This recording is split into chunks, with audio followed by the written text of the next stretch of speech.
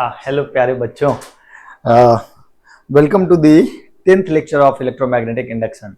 यार हम लोग एलआर सर्किट तो बढ़िया से पढ़ लिए हुए हैं। आज हम लोग को क्या पढ़ना है? Mutual inductance.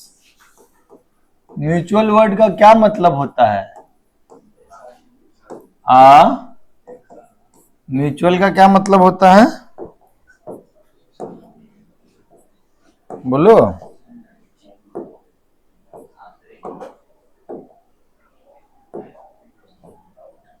म्यूचुअल माने परस्पर, नहीं ये होता है ना, तो आपस का। सुनिए मेरी बात। लेट्स से कि मेरे पास एक कॉइल है ये, और ये दूसरा कॉइल है, ये है कॉइल 1 इसमें, और ये है कॉइल 2। कॉइल 1 को हम थोड़ा देर के लिए प्राइमरी बोलते हैं और कॉइल 2 को सेकेंडरी बोलेंगे। ऐसा कोई डेफिनेट नहीं होता कि कौन प्राइमरी कौन सेकेंडरी, हम समझा रहे हैं बस कि मान लीजिए इसमें कुछ करंट रख दिए, ठीक, आई में या 1 में कुछ करंट दे दिए I1, ठीक। तो इस करंट की वजह से there will be some magnetic field, होगा ना बुआ? कुछ मैग्नेटिक फील्ड होगा, होगा नहीं होगा? हो सकता है कुछ फील्ड लाइन ऐसे भी जा रहा हूं, ऐसे होगा कि नहीं होगा? कहिए, होगा ना जी? अब एक बात बताओ कि I1 की वजह से ये जो दूसरा नंबर लूप है उससे कुछ थोड़ा थोड़ा मैग्नेटिक फील्ड तो पास कर ही रहा, फील्ड लाइंस पास कर रहा है, तो there is some flux in second coil but due to current in first coil, है ना? तो जो सेकेंडरी का दूसरा नंबर कॉइल है उसका जो फ्लक्स है, क्या वो पहले के करंट के प्रोपोर्शनल होगा? होगा ही होगा, क्योंकि इस करंट के प्रोपोर्शनल मैग्नेटिक फील्ड होगा, और यहां पर जो भी फ्लक्स होगा वो magnetic integration B dot DAC होगा। तो ये B ही इस I1 के प्रोपोर्शनल है, तो यहां वाला फ्लक्स भी इस I1 के प्रोपोर्शनल होगा। तो flux in 2 is directly proportional to current in 1।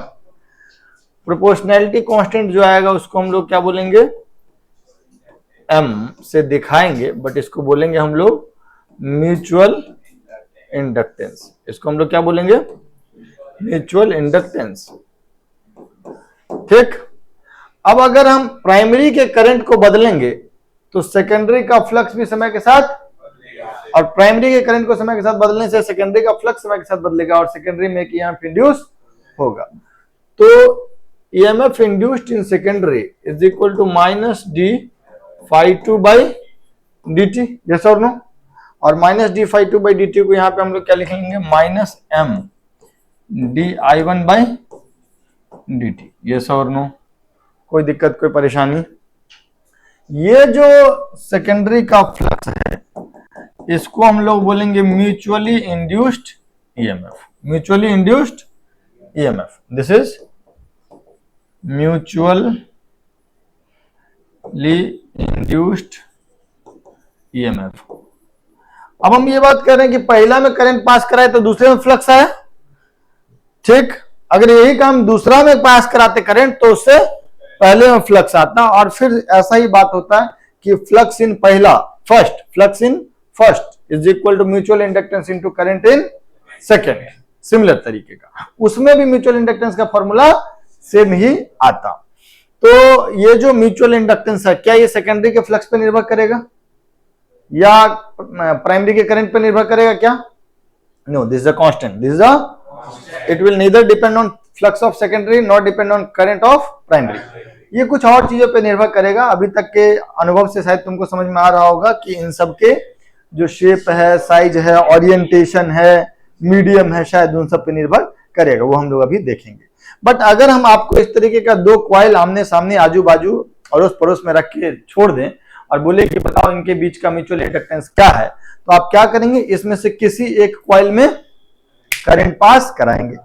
उस करंट की वजह से दूसरे वाले में मैग्नेटिक फ्लक्स पता करेंगे, और दूसरे वाले का magnetic flux is equal to some constant into पहले वाले का करंट होगा। उस कांस्टेंट का नाम हम लोग क्या देंगे, म्यूचुअल ईएमएफ, म्यूचुअल इंडक्टेंस, ठीक है क्या। और अगर हमको एक कॉइल में करंट को बदलने से, अगर हमको किसी एक कॉइल में ईएमएफ इंड्यूस कराना है तो दूसरे कॉइल में करंट को बदलेंगे, उससे पहले कॉइल में ईएमएफ इंड्यूस होगा, या पहले कॉइल में करंट को बदलेंगे तो उससे दूसरे कॉइल में ईएमएफ इंड्यूस होगा। ये जो ईएमएफ इंड्यूस होगा इसको हम लोग बोलेंगे mutually induced EMF. Is that okay, clear है। तो अगर हम तुमको बोले कि what is the process to calculate mutual inductance, calculate mutual inductance, क्या होगा प्रोसेस। पहले तो दोनों कॉइल देख लो, किसी में उसमें से किसी एक को प्राइमरी मान लो, किसी को एक को सेकेंडरी मान लो, ठीक है क्या। Out of two coils, choose one of them as primary, okay, and pass some electric current into it, इसमें कुछ इलेक्ट्रिक करंट पास कराओ, ठीक है। Find flux, magnetic flux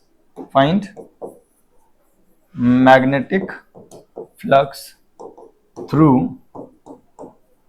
secondary, find magnetic flux through secondary due to current in primary, and flux through secondary is directly proportional to current in primary, या flux through secondary is equal to some constant into current in primary।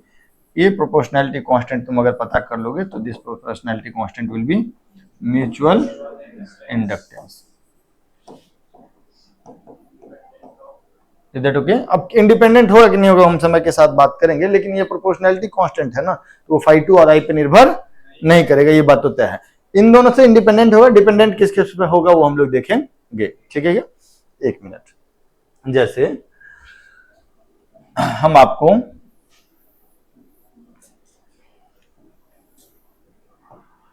एक में number of turn दे दिए N2 outer वाले coil में, और इसका radius हम लोग दे देते हैं R2। अंदर में कॉन्सेंट्रिक एक कॉइल है जिसमें नंबर ऑफ टर्न है N1, और इसमें रेडियस है R1, अब हम लोग क्या, हम इसमें पूछे कि फाइंड म्यूचुअल इंडक्टेंस, ठीक है, इस सिस्टम का म्यूचुअल इंडक्टेंस पता करो। और हम आपको दे दिए कि R2 is highly greater than R1, R2 is very very large as compare to R1। तो व्हाट विल यू डू, क्या करेंगे आप, बाहर वाले में करंट पास करेंगे, ठीक है। तो करते हैं, बाहर वाले में अगर करंट पास करा देते हैं I2, ठीक है, तो उसकी वजह से सेंटर पे या उसके आसपास, चूंकि ये पूरा इलाका सेंटर के आसपास ही है, बहुत क्लोज है, तो यहाँ पे मैग्नेटिक फील्ड जो होगा वो कितना हो जाएगा, mu not I2 divided by R2। ये तो एक टर्न की वजह से, नंबर ऑफ टर्न N2 है तो ऐसा N2 times, is that okay. अच्छा, flux through one turn of secondary,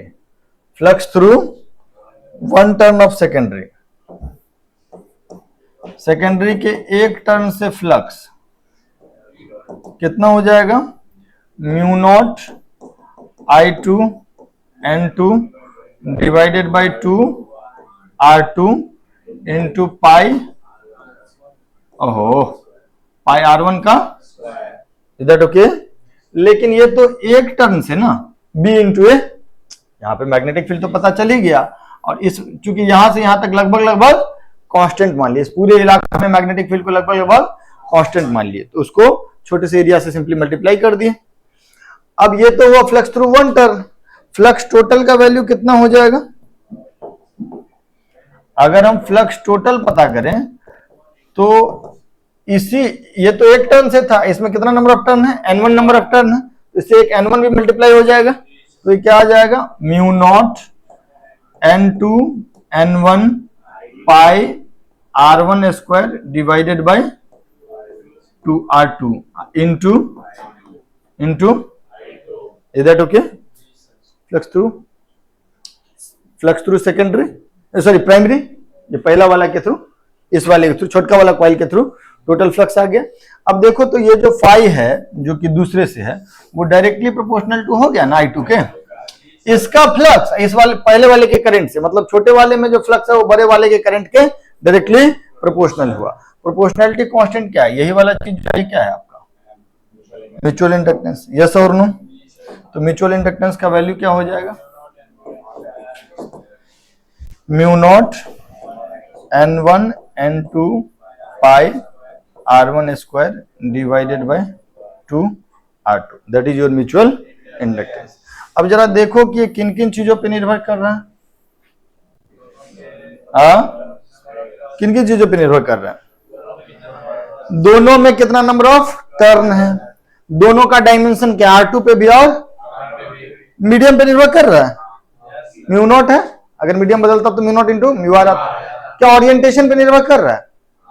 देखो इसकी वजह से जो मैग्नेटिक फील्ड होगा वो किधर है? बाहर की तरफ है ना। इमेजिन करो कि यही वाला लूप अगर हम 90 डिग्री से रोटेट कर देते तो म्यूचुअल इंडक्टेंस कितना आ जाता? 0 आ जाता। काहे? क्योंकि अभी तो पूरा का पूरा मैग्नेटिक फील्ड एरिया वेक्टर के अलोंग है।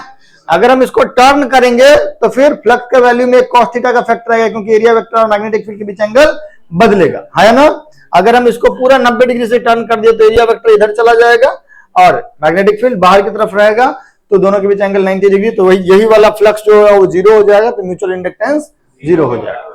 तो क्या ओरिएंटेशन मतलब किस तरीके से रखा हुआ है कॉइल आपस में, उस पर भी निर्भर करता है कि नहीं करता है? तो बताओ तो म्यूचुअल इंडक्टेंस किन किन चीजों पर निर्भर करता है? Mutual inductance depends on winding पे, वाइंडिंग कितना टाइटली है, कितना ज्यादा नंबर ऑफ टर्न्स है उन पे। अभी तो खैर टाइटली वाइंडिंग का मतलब नहीं है, लेकिन सोलेनॉइड होगा तो वहां पे वाइंडिंग के डेंसिटी पे भी निर्भर करेगा। नंबर ऑफ टर्न्स और टर्न्स पर यूनिट लेंथ। ये टर्न्स पर यूनिट लेंथ का फैक्टर तुमको अभी सोलेनॉइड करेंगे तो उसमें समझ में आएगा। फिर दूसरा मतलब वाइंडिंग कितना टाइट है या कितना ज्यादा नंबर ऑफ टर्न्स है। दूसरा किस पे? डायमेंशन पे, डायमेंशन ऑफ लूप, यस और नो। और मीडियम पे, किस पे? मीडियम पे नहीं, और फिर किस पे? ओरिएंटेशन ऑफ लूप पे, orientation of loop. Is that okay? यही में दोनों लूप को प्लेनर नहीं होता, किसी एंगल पे होता तो यहाँ पे cos थीटा का फैक्टर भी आता, म्यूचुअल इंडक्टेंस थोड़ा बदल जाता है। Is that okay? तो इन सब चीजों पे निर्भर करता है। और यूनिट ऑफ म्यूचुअल इंडक्टेंस जो होगा वो क्या होगा? वही जो होता है सेल्फ इंडक्टेंस का। Unit of M is also henry. Is that okay? कोई दिक्कत, कोई परेशानी? तो आप सबसे पहले क्या लिखना चाहेंगे? ये लिखिए कि फ्लक्स थ्रू मैग्नेट, इस यहां लिखे कि नहीं?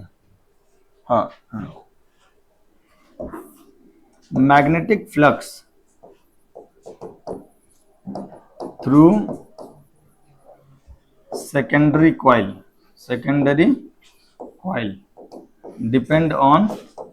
Depends on current in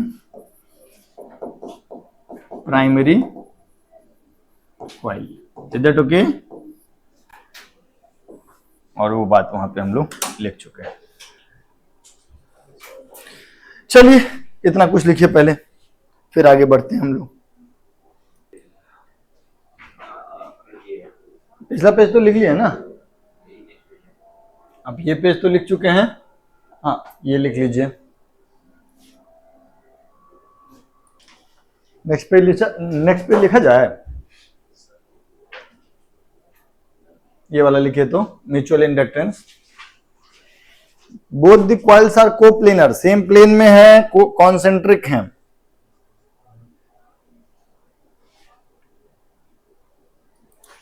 done. एक दो और बताओ म्यूचुअल इंडक्टेंस कैलकुलेट करके। जैसे ये सॉरी, ये एक इनफाइनाइट वायर है। इनफाइनाइट वायर को लूप मान सकते हैं हम लोग? क्या नहीं मान सकते, वो अनंत पे जाके मिलता है, ठीक है, तो that is also a loop. और इसके बगल में एक स्क्वायर लूप है, ठीक है, लेंथ है L और ये भी L और ये दूरी है A, और हम पूछे कि find mutual inductance. This is a conducting wire of infinite length, this is square loop of length L, separation between them is A. Find mutual inductance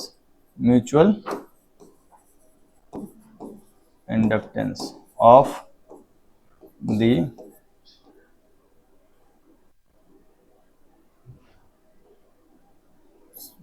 conductors, दोनों कंडक्टर्स का म्यूचुअल इंडक्टेंस कैसे जाना चाहिए? इसमें तो ज्यादातर बात बताए ही हुए है ना, क्या करोगे? क्या करेंगे? इसमें करंट I मान लेंगे। नहीं, पहले सवाल में ये नहीं है, ये किसमें है? जवाब में। सवाल में बस इतना ही है, इसमें से एक को प्राइमरी मानते हैं तो इसको प्राइमरी मान लेते हैं, ठीक है क्या? सवाल लिख चुके आप लोग? अरे कहो हाँ। सुनिएगा मेरी बात। सॉल्यूशन में हम लोग क्या करेंगे? सॉल्यूशन में फिगर अलग से बना लेना। हम लोग इसमें करंट पास करा देते हैं I। अब इस I की वजह से इसके पास होने वाला मैग्नेटिक फ्लक्स हम लोग कैलकुलेट किए हुए हैं। फ्लक्स कैलकुलेशन में क्या करते हैं? यहां से x दूरी पे dx विड्थ का एक रेक्टेंगुलर स्ट्रिप लेते हैं। इसका एरिया कितना हो जाएगा? L into dx। एरिया क्या हो जाएगा? L इंटू, और मैग्नेटिक फील्ड किधर होगा? अंदर की तरफ होगा? नहीं, मैग्नेटिक फील्ड किधर होगा? अंदर की तरफ होगा। नहीं, कितना होगा? Mu not I by 2 x, mu not I by 2 x। Okay, तो छोटा सा फ्लक्स कितना हो जाएगा? Mu not I by 2 x, तो मैग्नेटिक फील्ड हो गया। एरिया कितना हो जाएगा? L dx। यस और नो? और ऐसा बहुत सारा स्ट्रिप यहां से यहां तक बना सकते हैं, तो टोटल फ्लक्स क्या हो जाएगा? Integration of D phi.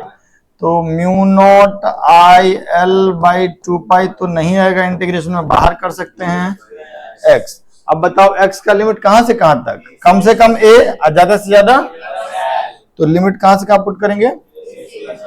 a से प्लस l। ये वाला इंटीग्रेशन क्या होता है?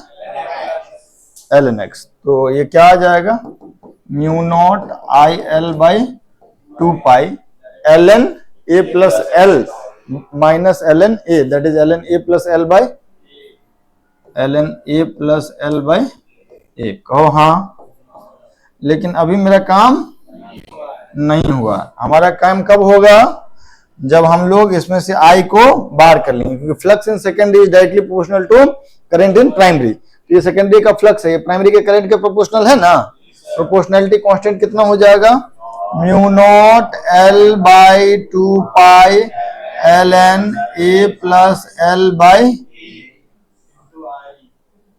अरे गधा हो क्या? I का है, I के ही तो प्रोपोर्शनल था। Is that okay? Okay, mu naught into l, mu naught into, ठीक, डायमेंशनली चेक कर रहे थे। ओके, तो ये भी लिख लो, जल्दी लिखो।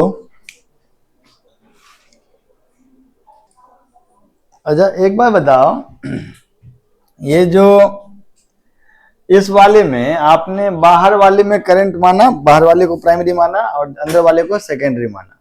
ऐसा क्यों? ऐसा करने से तुम्हारा काम आसान हो रहा था, इसीलिए। नहीं, क्योंकि इसकी वजह से सेंटर पे मैग्नेटिक फील्ड हम लोगों को मालूम है, इसकी वजह से यहां पर मैग्नेटिक फील्ड मालूम है। हाँ, एक तो इसकी वजह से सेंटर पे मैग्नेटिक फील्ड मालूम है और सेंटर के आसपास ही पूरा का पूरा लूप है, तो वेरिएबल भी मैग्नेटिक फील्ड नहीं होगा, तो बी इंटू एरिया कर देंगे। इस लूप की वजह से यहां से यहां तक सब जगह मैग्नेटिक फील्ड का फॉर्मूला मालूम है। माने अगर तुमसे मैं ऐसा कहता, सुनिएगा, आपसे अगर हम ऐसा कहते हैं कि ये R1 है और ये R2 है, ठीक, R1 में कुछ करंट पास करा दो I1 और इसकी वजह से R2 वाले से पास होता हुआ मैग्नेटिक फ्लक्स बताओ, तुम बता दोगे? हाँ, जैसे इसमें तो बहुत आसानी से हो गया, म्यू नॉट I बाई 2 आ रहा, बहुत छोटा था तो उसको पाई R1 स्क्वायर से मल्टीप्लाई कर दिए। इसकी वजह से यहां मतलब इस पूरे एरिया में, इसकी वजह से इस पूरे एरिया में मैग्नेटिक फील्ड का वैल्यू अलग अलग जगह अलग अलग होगा। कहीं एक जगह मालूम कर सकते हो क्या? कैसे? अरे हम पूछ रहे हैं मैग्नेटिक फील्ड, वो इंड्यूस्ड इलेक्ट्रिक फील्ड बोल रहा है। क्या वहां पर भाई, वहां मैग्नेटिक फील्ड बदल रहा था तो उसकी वजह से इलेक्ट्रिक फील्ड आया था। बहकी बहकी बातें। मैं ये कह रहा हूं कि एक करंट कैरिंग रिंग की वजह से एक्सिस पे मैग्नेटिक फील्ड निकाले हैं, सेंटर पे मैग्नेटिक फील्ड निकाले हैं, लेकिन यहां सब पर देखो निकाले। देखो ये काम तुम्हारे स्तर पर करना मुश्किल होगा, टीचर के स्तर पे किया जा सकता है और उसमें भी बहुत सारा जगह पे समस्या हो सकता है। मतलब कई सारे केसेस ऐसे हैं जिसमें कि शुरुआत करने के बाद भी लोग फंस सकता है। मतलब हमको बताने का उतना मन है नहीं, बट हम बता देते हैं कि क्या, अगर तुम, इससे कोई फर्क नहीं पड़ता कि प्राइमरी इसको मानो किसको मानो, दोनों केस में mutual inductance will come out to be same, दोनों में mutual inductance will come out to be same. लेकिन इसको अगर तुम प्राइमरी कॉइल मान लिए तो इसकी वजह से बड़े वाले लूप, बड़े वाला जो कॉइल है उससे पास होने वाला मैग्नेटिक फ्लक्स पता करने में तुम्हारा बुखार छूट जाएगा। बट किया जा सकता है। हाउ? Let's see. देखो ये एक कॉइल है छोटा सा करंट कैरिंग, इसको हम लोग क्या मान सकते हैं? एक बार मैग्नेट, एक डाइपोल मान सकते हैं। अरे है ना? तो माने हम तुमको ऐसा सेटअप बना करके दे रहे हैं। धीरे धीरे से मेरी जिंदगी में आना। वैसे हम इच्छुक नहीं थे ये बताने को, अभी भी पूरा तो नहीं ही बताएंगे ये एकदम तय है, but I will give you enough hint कि अगर समझदार होगे तो तुम कर लोगे। अब क्या करो, इसमें कुछ करंट मान लो I1, इसमें कुछ करंट I1 मान लो। अब इसकी वजह से इसको हम लोग एक बार मैग्नेट जैसा ट्रीट कर सकते हैं क्या? ठीक, इसका एक मैग्नेटिक मोमेंट होगा, जैसे डाइपोल मोमेंट होता है वैसे ही। उस मैग्नेटिक मोमेंट का खाली हम मैग्नीट्यूड पता कर दे रहे हैं। उस मैग्नेटिक मोमेंट का मैग्नीट्यूड हो जाएगा I1 इंटू पाई R1 का स्क्वायर इंटू N1। NI होता है ना मैग्नेटिक मोमेंट, है ना? तो ये एक डाइपोल मोमेंट आ गया, मैग्नेटिक डाइपोल मोमेंट। और ये क्या है? Axis of the dipole. ये क्या है? एक्सिस ऑफ द कहो, हाँ बोलो, नहीं समझ में आया।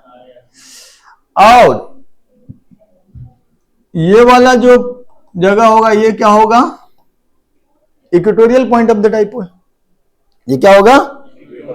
Is that okay? तो एक बात बताओ कि इक्वेटोरियल पॉइंट पे मतलब यहां से अगर हम इन जनरल कोई भी R दूरी पे, ब्लू कलर यूज करते हैं,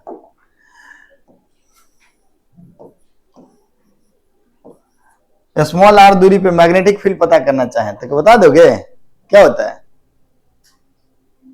डाइपोल की वजह से एक्सियल पॉइंट पे होता है 2kp by R cube, equator पे होता है kp बाई R क्यूब, तो p की जगह m आ जाएगा, है ना?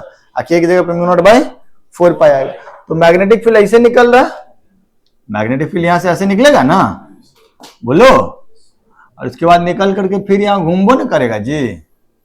Is that okay? बोलो।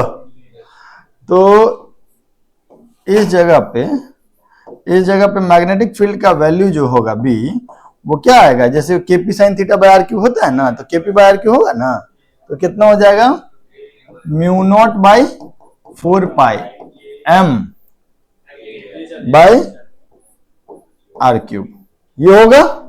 अब तुमको दिख रहा है कि ये मैग्नेटिक फील्ड जैसे जैसे इधर जाएंगे वैसे वैसे वेरी करेगा। तुमको मैग्नेटिक फ्लक्स पता करना है, किससे पास करता हुआ, R2 वाले से, है ना, बोलो ये ना। अब यहां पर तुमको मैग्नेटिक फ्लक्स पता करने के लिए इंटीग्रेशन बी डॉट डीएस का सहारा लेना पड़ेगा, क्योंकि बी इज वेरिएबल। डीएस का वैल्यू क्या लोगे, डीएस का बी का वैल्यू तो हम यहाँ ये कैलकुलेट करके तुमको बता दिए। एरिया वेक्टर के लिए क्या लोगे, कैसा लूप लोगे, एक रिंग जैसा ले लेंगे, है ना। लेकिन यहां पर लूप लोगे तो तुम फंस जाओगे, और वहीं पर बहुत सारे टीचर लोग भी फंस जाते हैं। कारण है, समझा देते हैं। ये अगर यहां पे ये लूप लोगे ऐसा, तो अगर ये लूप लोगे तो उसका एरिया वेक्टर डीएस जो लिखोगे वो क्या लिखोगे, 2 pi R into 2 pi R into, अब फ्लक्स क्या लिखोगे, B into D into cos zero, है ना। तो बी की जगह पे कितना लिख लेंगे, mu naught by 4 pi M by R cube into 2 pi R D R. ठीक है, ये फ्लक्स किससे आया, ये जो ब्लू कलर से शेडेड एरिया है उससे, यस और नो, बोलो। और उसी फ्लक्स को इंटीग्रेट करना है, नहीं, लेकिन मैटर कैसे अटक जाएगा, मैटर ये अटक जाएगा कि ये फॉर्मूला ही वैलिड होता है बहुत बड़े दूरी के लिए। और दूसरा बात कि यहां से जब यहां तक आएंगे तो यहां से यहां तक मैग्नेटिक फील्ड बाहर निकल रहा है, इस R1 के बाद मैग्नेटिक फील्ड अंदर निकल रहा है ना। तो पहले बाहर निकलता हुआ फ्लक्स को φ1 मानेंगे, और फिर R1 से R2 तक जो फ्लक्स इधर आएगा उसको हम φ2 मानेंगे, और φ1 माइनस φ2 करेंगे तो टोटल फ्लक्स आएगा। समस्या कि φ1 के लिए फॉर्मूला वैलिड ही नहीं होगा, φ1 के लिए भी ये फॉर्मूला वैलिड, क्योंकि बहुत पास में हो गया ना, है ना। अब φ2 के लिए भी ये फॉर्मूला तभी वैलिड होगा जब बड़ी दूरी पर जाएंगे, R1 के जस्ट बाहर में ये फॉर्मूला वैलिड नहीं है, तो मैटर फंस गया, है ना, जहां पे फंस जाता है जनरली। तो हम पढ़े थे ये चैप्टर, ये टॉपिक एक सर हमको पढ़ाए थे, एनके सेठिया सर, उन्होंने क्लास में कराया था। मतलब तुम नहीं जानते होगे, लेकिन इंटरनेट के ज्यादातर लोग जानते होंगे उनको। तो इसमें फिर क्या करना होता है, आप इस बात को समझिए कि हुआ क्या। हुआ यूं कि ये R1 रेडियस का एक लूप था, यहां से तो मैग्नेटिक फ्लक्स निकल रहा है, उसके बाद एक R2 रेडियस का निकल रहा है, तो खाली यहां से यहीं तक नहीं आ रहा है, कहां तक जा रहा है, अनंत तक जा रहा है ये, है ना। ये कहां तक जा रहा है, और हमको चाहिए यहां से लेके R2 तक का। ठीक, क्या क्या समस्या है हमको कि यहां से लेके R1 तक का मैग्नेटिक फील्ड का कोई सॉलिड फॉर्मूला हमारे पास, इवन R1 के जस्ट बाहर भी कोई सॉलिड फॉर्मूला यहां से लंबी दूरी पे है पता, और उसमें भी हमको पता जब करना होगा तो जो फ्लक्स यहां से निकलेगा उसको φ1 बोलेंगे, और जो फिर यहां पे इन करेगा उसको φ2 बोलेंगे। 0 से R1 तक वाला फ्लक्स को φ1 बोल देंगे, R1 से R2 तक वाले फ्लक्स को φ2 बोल देंगे, φ1 minus φ2 will be your answer, है ना।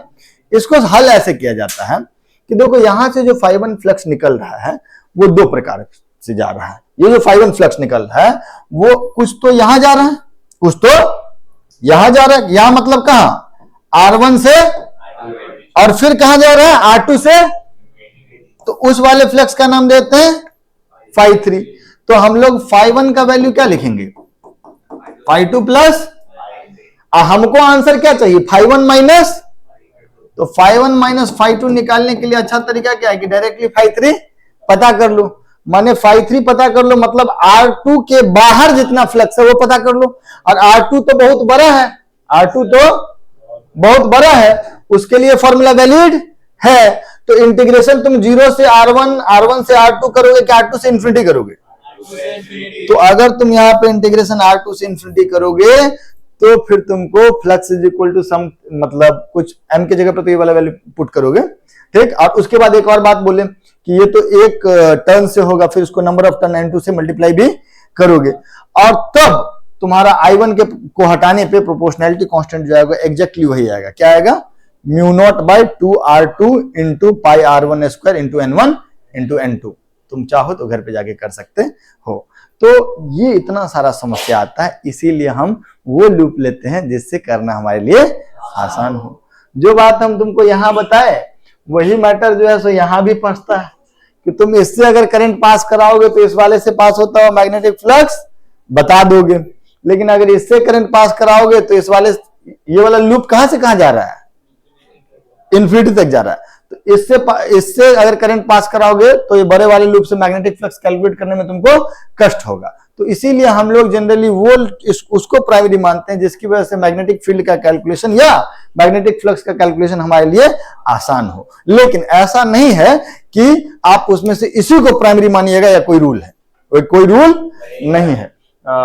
जैसे मान लीजिए मैं आपको एक सवाल दूं, एस सी वर्मा सर के बुक में है कि एक ऐसा सोलेनॉइड है, सुनिएगा मेरी बात से,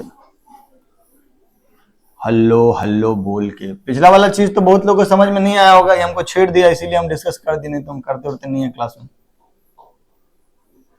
समझ में तो नहीं आया होगा, कोई बात नहीं है, चलता है, ठीक है। उसको इंटीग्रेट करके देखना, एक बार सोच के देखना। हाँ सुनिएगा मेरी बात, ये रेडियस है r1, ये रेडियस है r1 और ये लेंथ है l, ये लेंथ है l, और इसमें number of turn per unit length है n1। n1 is number of turns per unit length, number of turns per unit length is n1। Okay, ये एक सोलेनॉइड है। हम क्या करें,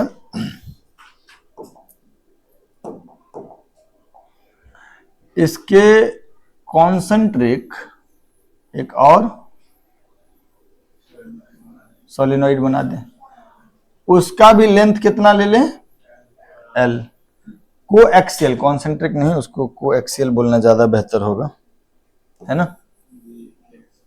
ठीक, दोनों का एक्सिस सेम।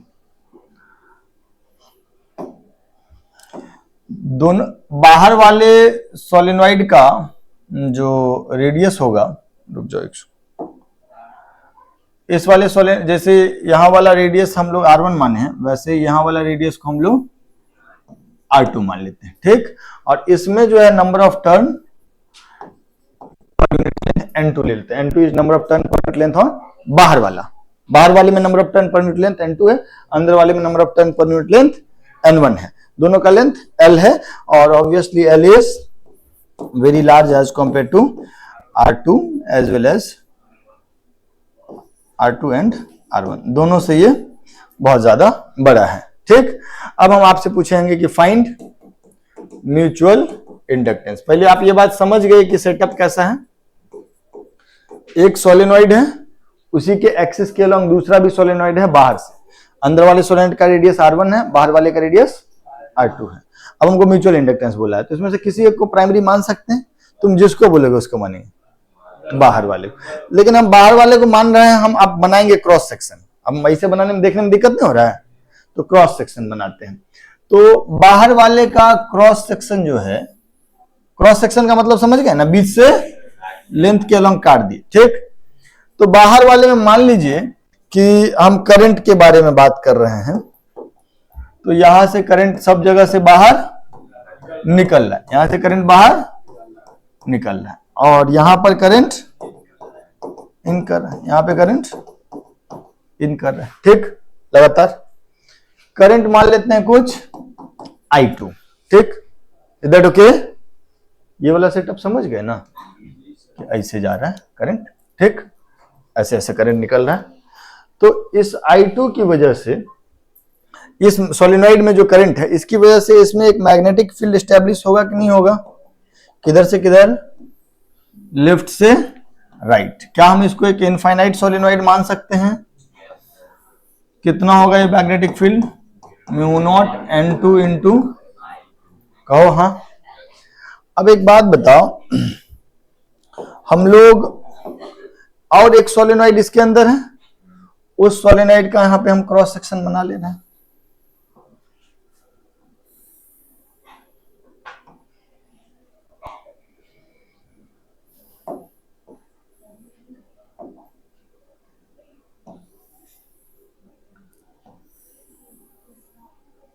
ये क्लियर है क्या? ये एक सोलेनॉइड का क्रॉस सेक्शन है, इसमें एक लूप ऐसे कितना रेडियस का होगा? R1 रेडियस का, ठीक। तो एक लूप से कितना फ्लक्स पास करेगा? इस सेकेंडरी के एक लूप से कितना फ्लक्स पास करेगा? प्राइमरी का current magnetic field into cross section area. तो फ्लक्स थ्रू वन टर्न कितना हो जाएगा? Mu naught N2 I2 into pi R1 का स्क्वायर। Is that okay? और ऐसा कितना सारा टर्न होगा यहां से यहां तक में? N1 into L। N1 तो 1 मीटर का टर्न है ना? Number of turn per unit length है ना? तो टोटल फ्लक्स कितना हो जाएगा? एक टर्न से फ्लक्स है mu naught N2 I2 into pi R1 square into secondary का टोटल नंबर ऑफ टर्न कितना? N1 into L। यस और नो? बोलो। ये हो गया टोटल फ्लक्स थ्रू सेकेंडरी वाला कॉइल, छोटा वाला कॉइल। अब देखो ये प्राइमरी के मतलब जो छोटा वाला था ये बाहर वाले के करंट के प्रोपोर्शनल है, तो प्रोपोर्शनैलिटी कांस्टेंट क्या आ गया? Mu naught N2 N1 pi R1 square into L। तो म्यूचुअल इंडक्टेंस जो होगा phi total is directly proportional to current in बाहर वाला। तो प्रोपोर्शनैलिटी कांस्टेंट जो होगा म्यूचुअल इंडक्टेंस होगा क्या होगा? Mu naught N2 N1 L pi R1 square. Mu naught N1 N2 pi R1 square into L pi R1 square into L। That is your mutual inductance. ठीक है क्या? क्या यही काम हम लोग बाहर में करंट ना लेकर के अंदर में करंट लेकर के भी कर सकते थे? कर सकते थे। सेम आंसर आता। अगर हम अंदर में करंट लेते, मान लीजिए अंदर में करंट लेते I1, तो यहां पे मैग्नेटिक फील्ड में mu naught into N1 I1 आता ना? लेकिन वो जो मैग्नेटिक फील्ड आता वो इतने ही एरिया में आता ना। तो जब बाहर वाले से फ्लक्स देखते तो एरिया बाहर वाले का यूज करते कि अंदर वाले का? नहीं समझे मेरा बात? अगर हम ऐसा बोलते कि देखो यार इसी को मान लो प्राइमरी, इसी को मान लो R2 वाला रेडियस को, तो इसके अंदर मैग्नेटिक फील्ड होगा ना? इसके अंदर मैग्नेटिक फील्ड होगा ना? वो मैग्नेटिक फील्ड कितना हो जाएगा? म्यू नॉट, सॉरी R1 था, mu naught N1 into I1। Yes और नो? और हमको किससे पता करना है फ्लक्स? बड़ा वाला से। हम थोड़ा दूर तक लेके चले गए हैं, लेकिन होना चाहिए तो ड्रॉ करने के लिए। तो हमको एरिया बड़ा वाला यूज नहीं ना कर सकते हैं, क्योंकि यहां से यहां तक में तो कोई मैग्नेटिक फील्ड है ही नहीं। तो अभी भी जो बाहर के एक टर्न से फ्लक्स होगा वो कितना होगा? मैग्नेटिक फील्ड ये वाला इंटू एरिया भी यही वाला, क्योंकि यहां से यहां तक कोई मैग्नेटिक फील्ड है नहीं। तो क्या आ जाएगा? Mu not N1 I1 into pi R1 का स्क्वायर। ये क्या होगा? Flux through one turn of बाहर वाला, flux through one turn of. Total कितना टर्न बाहर वाला में? अगर हमको टोटल फ्लक्स पता करना होता तो इंटू क्या करते? N2 into. अब देखो तो ये जो बाहर वाले में फ्लक्स है वो अंदर वाले करंट के प्रोपोर्शनल है, तो म्यूचुअल इंडक्टेंस कितना हो जाएगा? Mu not N1 N2 pi R1 square into L। Is that okay? कोई दिक्कत, कोई परेशानी? सेम चीज आया। तो किसको प्राइमरी मानते हैं, किसको सेकेंडरी मानते हैं, उससे म्यूचुअल इंडक्टेंस को कोई फर्क नहीं पड़ता है। ठीक। आप ये सवाल तो लिख ही लिए थे शायद? हाँ, नो, पहले सवाल लिख लीजिए फिर उसका जवाब भी लिख लीजिए। ये भी लिख लीजिएगा।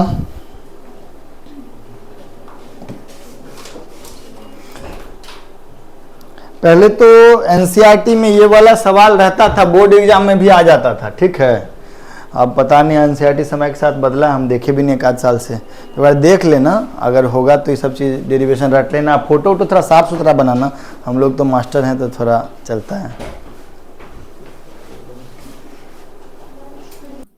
ठीक है सर। तो अब थोड़ा सा बात कर ले एलसी ऑसिलेशन का। एक चीज बचा हुआ, कई बार लोग एसी में भी पढ़ाता उसको, हम लोग यहीं पढ़ लेते हैं। लिखिए, हेडिंग डालिए, एल सी ऑसिलेशन।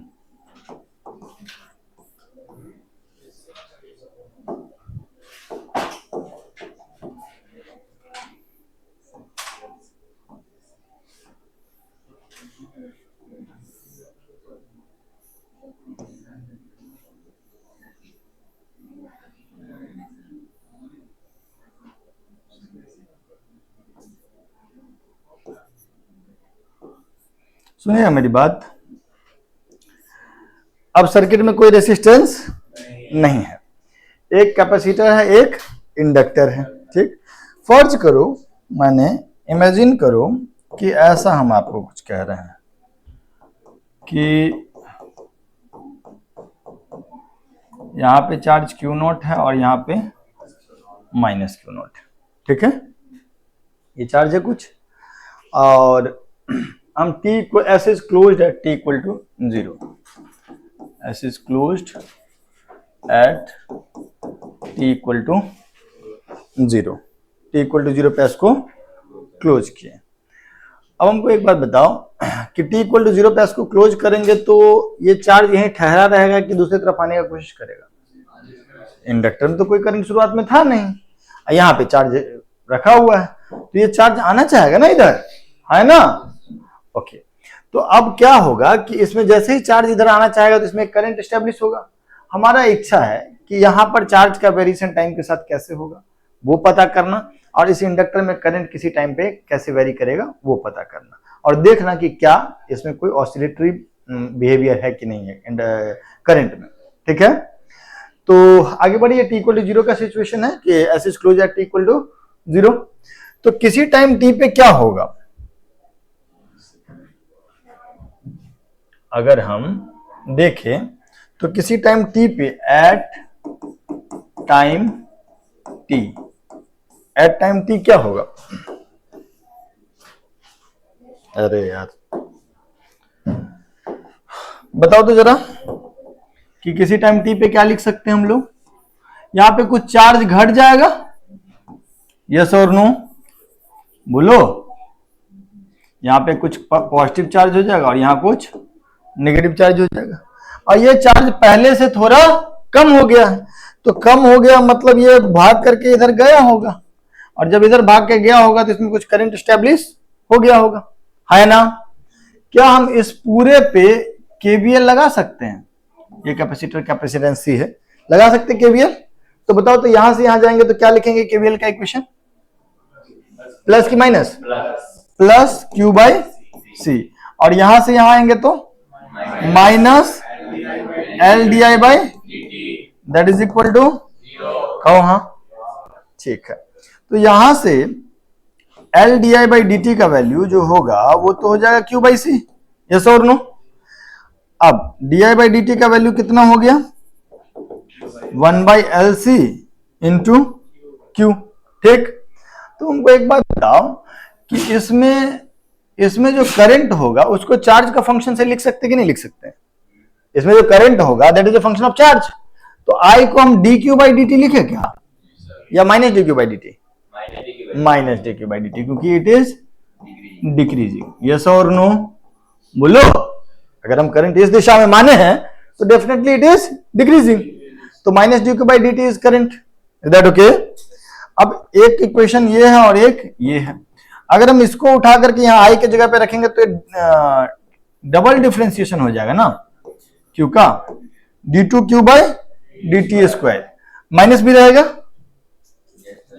रहेगा, is equal to 1 by L C into Q, D two Q by D T square is equal to minus 1 by L C into Q. कोई दिक्कत, कोई परेशानी? पक्का? अब जरा हमको बताओ कि ऐसा इक्वेशन तुम इससे पहले कभी देखे हो? ये D two Q by D T square is equal to minus of something, that something is 1 by L C into Q. ऐसा एक्सप्रेशन आप देखे हैं क्या? कहां? ऐसा चिन्ह क्यू की जगह पे एक्स होता था, D two X by D T square is equal to minus omega square into X. तो this is equation of this is equation of SHM। तो वैसा ही कुछ मिलता जुलता आएगा। वहां पे जनरल इक्वेशन क्या होता था, x बराबर a sin ओमेगा t। तो यहां x की जगह क्या है, तो क्या लिखेंगे, q बराबर a sin omega t plus five. क्या क्या चीज मालूम है इसमें, वेयर ओमेगा इज ये चीज क्या है, ओमेगा स्क्वायर। जनरली जो इक्वेशन होता है SHM का, वो इक्वेशन ऑफ SHM होता है d2x by dt square is equal to minus omega square x। तो वैसा ही कुछ है, ओमेगा की जगह पे कितना, ओमेगा स्क्वायर की जगह पे 1 बाई LC है, तो यहाँ पे क्या हो जाएगा, ओमेगा की जगह पे हो जाएगा 1 बाई रूट LC। कहो हाँ, तो Q का एक्सप्रेशन आ गया a sine 1 by root LC into T plus 5। अब क्या क्या चीज अननोन है यहाँ पे, amplitude a and 5, a and 5। हम पूछे क्या क्या अननोन है, तो बोला q and i, anyway 5 and a, यही दोनों ना। तो इस दोनों के लिए हम किसका कंडीशन यूज करेंगे, इनिशियल कंडीशन। क्या क्या चीज मालूम है हमको इनिशियली, सो बताओ। इस कैपेसिटर पे t इक्वल टू 0 पे मतलब जो भी ये सर्किट है, at t equal to 0 q is equal to Q naught ही माने थे इसमें हम लोग, हाँ क्यू नॉट ही माने थे। तो t इक्वल टू 0 पे क्यू नॉट है, एंड t इक्वल टू 0 पे I का वैल्यू कितना है, inductor will behave as open circuit element, क्योंकि इनिशियली इट हैज 0 करंट। तो ओपन सर्किट जैसा एलिमेंट जैसा बिहेव करेगा तो करंट क्या होगा इसमें, 0। यस और नो। तो ये दोनों चीज हमको मालूम है। हमको हमारे पास जो एक्सप्रेशन है, जनरल एक्सप्रेशन ये क्या है, Q बराबर a साइन ओमेगा की जगह पे 1 by root LC t plus 5। सुनो भाई, और I का वैल्यू क्या हो जाएगा, नहीं minus D Q by D T, अभी भी बात हुआ था। तो minus D Q by D T करेंगे अगर, तो ये चीज कितना आ जाएगा, माइनस ए, इसका डिफरेंशिएशन करेंगे तो 1 बाई रूट LC बाहर आ जाएगा ओमेगा, और साइन की जगह पे cos 1 by root T plus 5। कहो हाँ, बोलो, कोई दिक्कत कोई परेशानी, पक्का पक्का ऐसा ही होगा। माइनस साइन ठीक है, अच्छा ठीक है, तुम लोग कह रहे हो तो ठीक है, आएगा कुछ ना कुछ। अब जरा बताओ, t इक्वल टू 0 पुट करो, t इक्वल टू 0 पुट करें, तो t इक्वल टू 0 अगर पुट करेंगे तो q की जगह पे कितना आ जाएगा, q नॉट, q की जगह पे q नॉट, और यहां पे आ जाएगा a साइन 5, है ना, कोई दिक्कत। और इसमें t इक्वल टू 0 पुट करेंगे तो I की जगह पे क्या आ जाएगा, 0 is equal to minus a by root LC cos 5। यहां वाला बात तो खट से बता देंगे, ये 5 कितना हो जाएगा, 90 डिग्री, पाई बाई 2। यस और नो। तो ये इक्वेशन नंबर 1 और ये इक्वेशन नंबर 2। तो यहां से 5 का वैल्यू कितना हो गया, पाई बाई 2। कहो हाँ, और ये 5 को जब यहां पुट कर देंगे तो Q नॉट का वैल्यू क्या हो जाएगा, a sine pi by 2। Yes और नो। और a इज, ये बराबर क्या हो गया, तो यहां से a का वैल्यू आ गया Q नॉट। तो जनरल एक्सप्रेशन जो हमारे पास आया वो क्या आया, Q का वैल्यू, Q बराबर Q naught sine 90 plus theta is cos theta, नहीं 5 तो पाई बाई 2 आ गया ना, तो pi by 2 plus this is cos.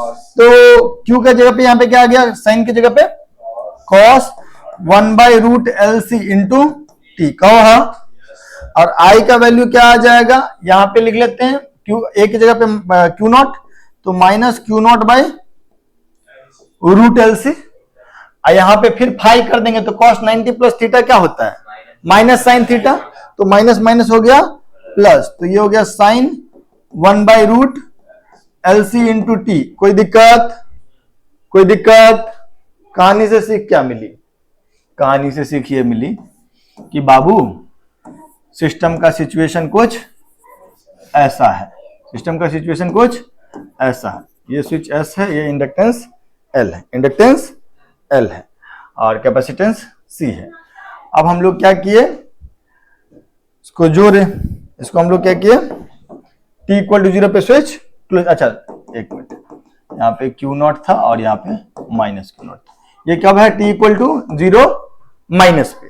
Switch close कर दिया टी इक्वल टू 0 पे। किसी टाइम टी पे स्थिति क्या हो गया है? सॉरी, किसी टाइम टी पे सिचुएशन क्या है? यहां पे Q है और यहां पे माइनस Q और यहां पे I है। Is that okay? क्लियर? अब सुनिएगा मेरी बात कि Q का वैल्यू हम लोग कितना लिखे हैं?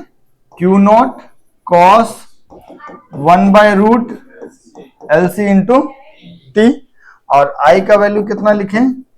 Q naught by root L C sine 1 by root L C into T. यहां एक बात ध्यान देना बेटा, देखो हम करंट इधर मान लिए हैं, इसको पॉजिटिव इसको नेगेटिव मान लिए हैं, ये यूनिवर्सल नहीं है। इसमें हम टाइम पुट करेंगे, अगर क्यू नेगेटिव आ गया तो अपने आप ये नेगेटिव हो जाएगा, और ये इसमें टी पुट करेंगे, अगर अपने आप करंट का वैल्यू नेगेटिव आ गया तो मतलब ये डायरेक्शन पलटी हो जाएगा। Is that okay? कोई दिक्कत कोई परेशानी? क्योंकि ये चार्ज का इक्वेशन जो आया वो साइनोसॉइडल आया है, करंट का एक्सप्रेशन जो आया है वो साइनोसॉइडल आया है, तो ये ऑसिलेटरी होगा, है ना? ऑसिलेटरी होगा। इसका मतलब क्या हुआ कि भाई अभी क्या है, यहां पे कुछ पॉजिटिव चार्ज है, यहां कुछ नेगेटिव चार्ज है, और करंट ऐसे है। थोड़ी देर के बाद ये चार्ज जीरो हो जाएगा, करंट इधर जा रहा होगा। कुछ देर के बाद फिर यहाँ पे चार्ज पॉजिटिव हो जाएगा और इधर नेगेटिव हो जाएगा, और करंट ऑपोजिट डायरेक्शन में आएगा। मतलब आई भी अपना साइन चेंज कर रहा होगा और क्यू भी अपना साइन। अगर मैं आपसे बोलूं कि ग्राफ बना दो, अगर मैं आपसे कहूं कि क्यू वर्सेस टी का ग्राफ बना दो और आई वर्सेस टी का ग्राफ बना दो, क्यू वर्सेस टी का ग्राफ कैसा हो जाएगा? क्यू वर्सेस टी का ग्राफ कुछ कॉस जैसा होगा, बोलो, है ना? मैक्सिमम क्यू नॉट और ये माइनस क्यू नॉट, और ये टी का वैल्यू 2 पाई बाय ओमेगा। यहां पर वाला चीज जो है ये क्या है? 2 pi by omega, where omega का वैल्यू आपका है 1 by root L C. Is that okay? Cos जैसा ग्राफ है। आई का ग्राफ कैसा हो जाएगा?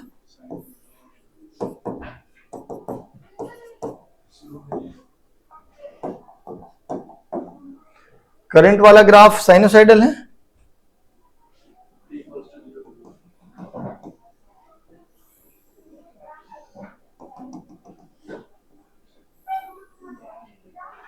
ये ना? ओके।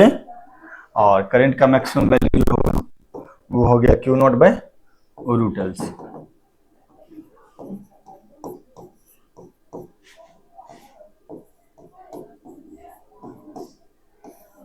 Is that okay? और ये भी टाइम कैसा हो गया? t is equal to 2 pi by omega, where omega is how much? 1 by root L C. इसको, इस ओमेगा को हम लोग बोलते हैं natural angular frequency, natural angular frequency. Is that okay? सुनिएगा मेरी बात, ये तो डन है। एक बात बताओ, टी ये वाला टाइम जो है इसको हम कैपिटल टी नाम दिए इसको, तो ये कितना हो जाएगा? कैपिटल टी बाई 4, और ये क्या हो जाएगा? कैपिटल टी बाई 2, और ये क्या हो जाएगा? 3t by 4। यस और no? T by 4, t by 4, t by 4। अब 0 से t बाई 4 में यहां पे पॉजिटिव चार्ज है, यहां negative charge, exactly time period का 1/4 पे ये दोनों चार्ज क्या हो जाएगा? 0 0। और उसके बाद फिर चार्ज अपना साइन बदल लेगा, t बाई 4 से t बाई 2 तक यहां पॉजिटिव के बदले नेगेटिव हो जाएगा और यहां पॉजिटिव हो जाएगा।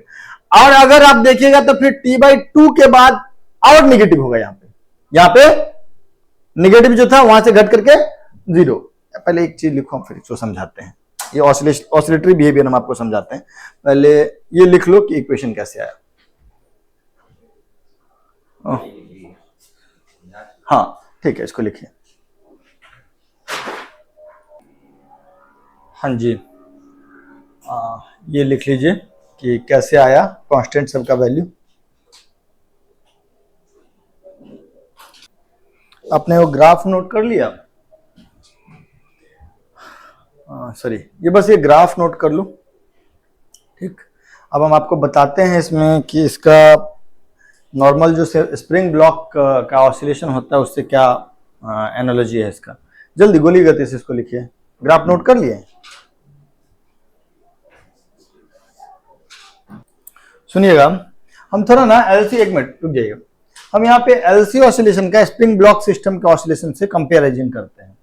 करंट का ग्राफ, चार्ज का ग्राफ ऐसा ही कुछ था, शुरुआत में मैक्सिमम चार्ज था, और करंट का ग्राफ ऐसा ही था, शुरुआत में करंट 0 था, फिर बढ़ा, फिर 0 हुआ, फिर अपोजिट डायरेक्शन में बढ़ा, फिर 0 हुआ, ऐसा ही था।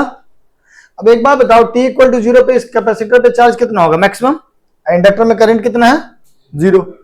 एज्यूम करो कि ऐसा ही हम एक स्प्रिंग ब्लॉक सिस्टम लिए होते जिसका स्प्रिंग कांस्टेंट कुछ k होता, यहाँ पे ब्लॉक का मास m होता, और t इक्वल टू 0 पे इसको हम लोग अपने एक्सट्रीम पोजीशन से छोड़ देते, x इक्वल टू ये क्या है, a है, यहां से छोड़ देते, तो यहां पर इसका पोटेंशियल एनर्जी मैक्सिमम होगा और काइनेटिक एनर्जी 0 होगा।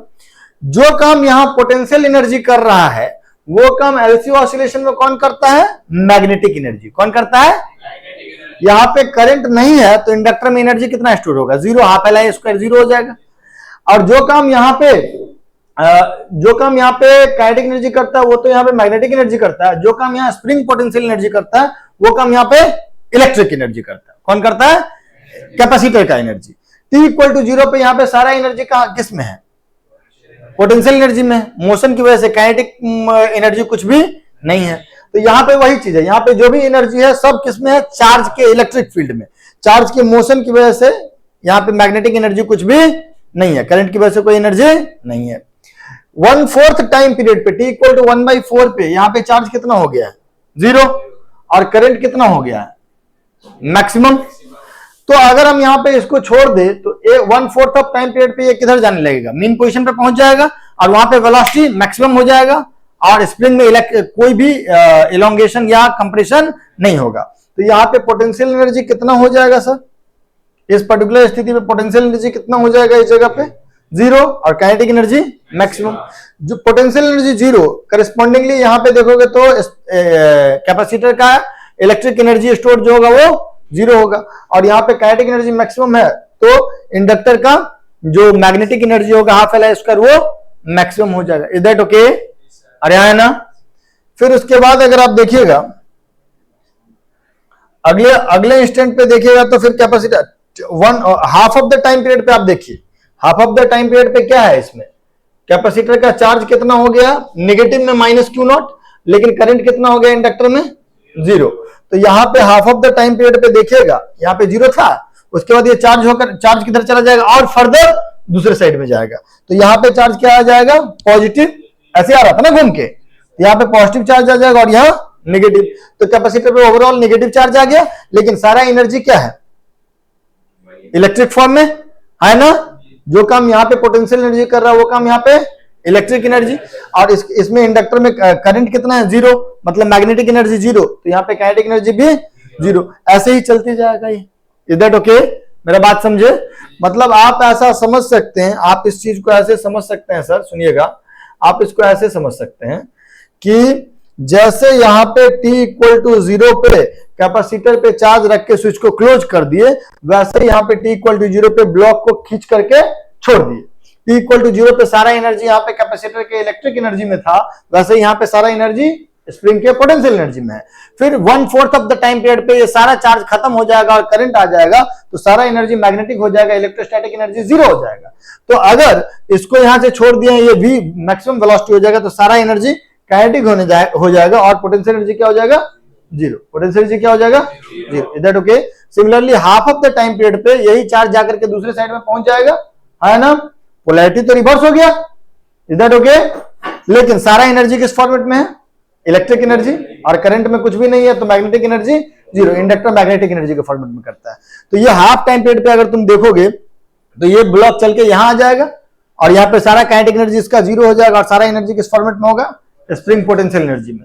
तो जो काम वहां पे स्प्रिंग पोटेंशियल एनर्जी करता था वो यहाँ पे कैपेसिटर में स्टोर्ड एनर्जी करेगा, जो काम यहाँ पे काइनेटिक एनर्जी करता था वो यहाँ पे इंडक्टर में स्टोर्ड मैग्नेटिक एनर्जी करेगा, जिसका half L I square formula होता है। तो दोनों मिलता जुलता है। यहाँ पे चार्ज क्या होगा, ऐसे ऐसे ऐसे ऐसे ऑसिलेट हो रहा होगा ना, इसीलिए हम लोग इसको बोलते हैं LC oscillation. Is that okay? इसका एंगुलर फ्रीक्वेंसी कितना होता है? 1/√LC। तो टाइम पीरियड जो होगा वो कितना हो जाएगा? 2 पाई बाय ओमेगा, तो 2 पाई अपॉन 1/√LC, तो दैट इज 2 पाई√LC। Is that okay? तुम्हारा एक डिमांड था कि सर आप एक चीज नहीं बताए हैं, दैट इज एडी करंट, फर्जी करंट होता है ये। सुनो मेरी बात, फालतू चीज है, वैसे 2 लाइन जरूर बोलेंगे। मान लो कि हमारे पास एक कंडक्टर है, मान लो हमारे पास एक कंडक्टर है ऐसा, ठीक, कोई भी कंडक्टर है, थोड़ा सा हम वहां पे ज्यादा कट कुट कर दिए, ऐसा कंडक्टर है, ठीक, और हम मैग्नेटिक फील्ड यहाँ पे बाहर की तरफ रख रहे हैं और let's say b is increasing with time, ठीक। तो इस कंडक्टर से पास होता हुआ मैग्नेटिक फ्लक्स बढ़ रहा होगा, है ना? तो फिर लेंज लॉ के मुताबिक ये क्या करेगा? इसको घटाने का कोशिश करेगा। घटाने का कोशिश करने के लिए क्या करेगा? इसमें करंट स्टेब्लिश करेगा। चूंकि ये कंडक्टर है तो कंडक्टर होगा तो पूरा सगरे भूमि गोपाल की पूरा का पूरा रास्ता इसका ही है, जहां मर्जी वहां से घूम जाए, है ना? तो इस तरीके से वो बहुत सारा छोटा छोटा इसमें करंट स्टैब्लिश कर लेता है और इन करंट का मैग्नेटिक फ्लक्स अंदर की तरफ होगा, बढ़ते हुए फ्लक्स को घटाएगा। अब ये जो रास्ता ये अपना चुनेगा उसके लिए स्वतंत्र है कि छोटा रास्ता चुने, बड़ा रास्ता चुने, लेकिन ये जो करंट आएगा इसको हम लोग क्या बोलेंगे? Eddy current. अगर तुम मैग्नेटिक फील्ड लगातार समय के साथ बदलोगे तो अपने आप इसमें छोटा छोटा करंट अपना लूप चुनते जाएगा और स्टैब्लिश होते जाएगा। इससे क्या होगा? ये हीट डेवलप करेगा। तो ये कंडक्टर रखा हुआ है वेरिएबल मैग्नेटिक फील्ड में और इसमें अपने आप हीट डेवलप होगा, तो इसको एडी करंट बोलते हैं। और जो लॉस होता है हीट, इसमें इसकी वजह से जो हीट लॉस होता है उसको हम लोग बोलते हैं एडी करंट लॉस। इसको क्या बोलते हैं? सिर्फ ऐसा नहीं है कि तुम मैग्नेटिक फील्ड बदलोगे तभी एडी करंट आएगा। आप ऐसा भी कर सकते हैं सर कि आप एक मान लीजिए कि मैग्नेटिक फील्ड यहाँ पे कांस्टेंट है, आप मान लीजिए ये पूरा रीजन है, इस रीजन में मैग्नेटिक फील्ड कांस्टेंट है, ठीक, B is equal to B0। और हम लोग एक कंडक्टर को यहां पे हिंज कर दे, एक कंडक्टर को हिंज कर दे और इस कंडक्टर को ऐसे ऐसे ऑसिलेट करा दे, तो ये क्या होगा? मैग्नेटिक फील्ड के बाहर जाएगा और फिर अंदर आएगा ना। तो फिर इससे पास होने वाला फ्लक्स समय के साथ बदलेगा और समय के साथ बदलेगा तो इसमें क्या आएगा? छोटा छोटा करंट आएगा। वो करंट भी अपना डायरेक्शन बदलेगा डिपेंडिंग ऑन कि फ्लक्स बढ़ रहा है कि घट रहा है। तो इसमें जो करंट आएगा उसको भी हम लोग क्या बोलते हैं? एडी करंट, है ना? इससे एक हीट लॉस होता है, इसको हम लोग एडी करंट लॉस बोलते हैं। अगर हमको इस एडी करंट लॉस को घटाना होगा तो हम क्या करेंगे पता है? हम लोग क्या करेंगे कि ये कंडक्टर में बहुत पतला पतला शीट बना देंगे और शीट को एक दूसरे से लेमिनेट कर देंगे। जैसे कि मतलब हमको अगर कोई कहीं कहीं मैग्नेटिक फील्ड है, जैसे कि गैल्वेनोमीटर है, गैल्वेनोमीटर है ना, तो उसमें भी मैग्नेटिक फील्ड का यूज होता है, टॉर्क यूज के लिए करते हैं ना हम क्रॉस बीम में। तो मतलब कहीं मैग्नेट है और हम वहां पे कोई कंडक्टर यूज कर रहे हैं और हमको मन है कि उसमें एडी करंट लॉस कम हो, तो उसके लिए हम क्या करेंगे? करेंगे ये कि ये करंट जो है जितना बड़ा रास्ता से गुजरेगा रेसिस्टेंस उतना ज्यादा होगा, तो इसके रास्ता को ही हम क्या करें? छोटा कर दे। तो कैसे रास्ता को छोटा करेंगे? हमारे पास मान लीजिए इतना बड़ा कंडक्टर है, हम इसको क्या करेंगे पता है? इसको ऐसे से पतला पतला स्लाइस बना देंगे और हर स्लाइस को एक दूसरे से लैमिनेट कर देंगे। क्या कर देंगे?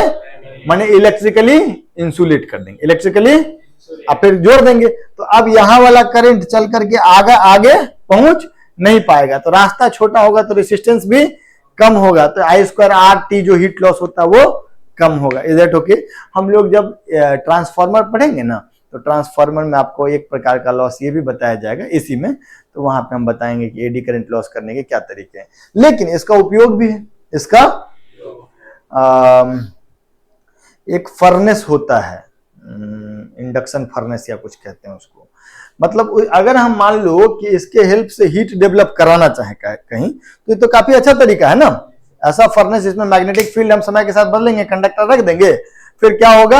अपने आप इसमें करंट छोटा छोटा रास्ता अख्तियार कर लेगा और उससे हीट डेवलप होगा। उस हीट का हम जहां भी यूज करना चाहें वहां हम लोग कर सकते हैं। Is that okay? मेरा बात समझ में आया? पक्का पक्का? तो कहानी को हम करते हैं खत्म, ठीक। आप आराम आराम से, हम एक एक करके आपको बता रहे हैं कि आप कहां तक लिख लिए थे। यहां तक तो लिख ही लिए थे, सबसे पहले अच्छा ये भी लिख लिए थे, ठीक।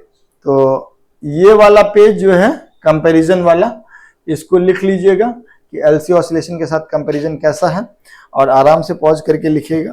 फिर आगे एडी करंट के बारे में बोलिएगा। Due two variable magnetic flux through a conductor, a small current develops in the conductor. That current is called eddy current, and heat developed due to that current is called eddy current loss. Is that okay? समझ में आया बात?